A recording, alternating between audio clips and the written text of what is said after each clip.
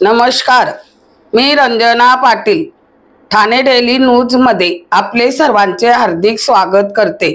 आपल्या शहरातील ताज्या घडामोडी बातम्या बघण्यासाठी ठाणे डेली न्यूज चॅनलला लाईक सबस्क्राइब जरूर करा।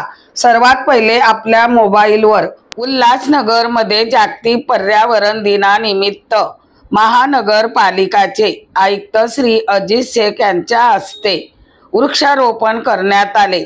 परबाद समिती 1 ते 4 मधील स्मशानभूमीमध्ये कमी जागेत जास्त वनस्पती लागवड करून जंगल संकल्प राबवण्याचे योजले असून स्मशानभूमीमध्ये 200 विविध प्रजातीचे झाडं लावण्याचा संकल्प असल्याची माहिती श्री आयुक्त अजित शेख यांनी दिली। चला तर पाहूया ठाणे डेली न्यूज, हमेशा एक पाऊल पुढे।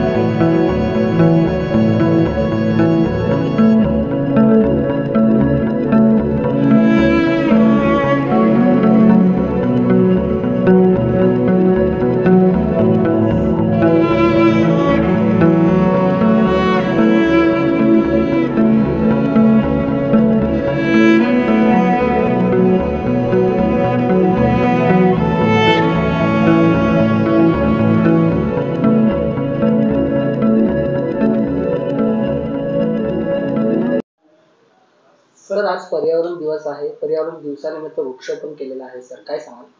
आज जागतिक पर्यावरण दिवस आहे। जागतिक पर्यावरण दिवसाच्या सर्व नागरिकांना माझ्या हार्दिक शुभेच्छा।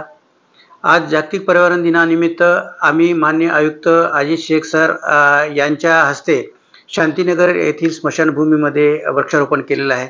आम्ही तिथे जवळपास 200 वृक्ष झाडांचं लागवड तिथे केलेली आहे। अशाच पद्धतीने उल्हासनगर महानगरपालिकाच्या कार्यक्षेत्रात येणाऱ्या 4ही स्मशानभूमीमध्ये आम्ही 200 वृक्ष लागवड आज आम्ही पूर्ण केलेली आहे। याच जागतिक पर्यावरण दिनाच्या निमित्ताने 5 नंबर उल्हासनगर 5 येथील सब्जी मंडीमध्ये, भाजी मंडईमध्ये आम्ही सिंगल यूज प्लास्टिकच्या पिशव्या ज्या वापरल्या जातात, विक्रेत्याकडून सुद्धा ग्राहकाला दिल्या जातात, ज्याच्यावर प्रतिबंध आहे, ह्या प्रतिबंधित पिशव्या आहेत, तर याचा वापर करून पर्यावरणाचा ऱ्हास होतो, तर ह्या उद्देशानं जनजागृती करण्याच्या दृष्टिकोनातून आम्ही त्यांना कापडी पिशव्याचं सुद्धा वितरण केलेलं आहे, जेणेकरून ग्राहकांनी प्लॅस्टिक पिशव्याच्या मागणीऐवजी कापडी पिशवीचा त्यांनी वापर केला पाहिजे. तसेच आम्ही काही दिवसापासून माझी बाग माझा परिसर यामध्ये जास्तीत जास्त ग्रीन कव्हरेज होण्याकरिता एक स्पर्धा आयोजित केली गेली होती. त्या स्पर्धेमध्ये भाग घेणाऱ्या विजेता स्पर्धकांना आज आम्ही पारितोषिक वितरण सुद्धा महानगरपालिकेमध्ये करणार आहोत. हे सर्व उपक्रम पालिकेचे आयुक्त माननीय अजित शेख सर, माननीय अतिरिक्त आयुक्त जमील लेंगरेकर सर यांच्या मार्गदर्शनाखाली आज पार पडलेले आहेत. आणि या निमित्तानं माझेही नागरिकांना आव्हान आहे की पर्यावरण संवर्धनाकरिता आपण सुद्धा मोठ्या प्रमाणात वृक्ष लागवड करावी, प्लास्टिक पिशवीचा आपण वापर करू नये. धन्यवाद.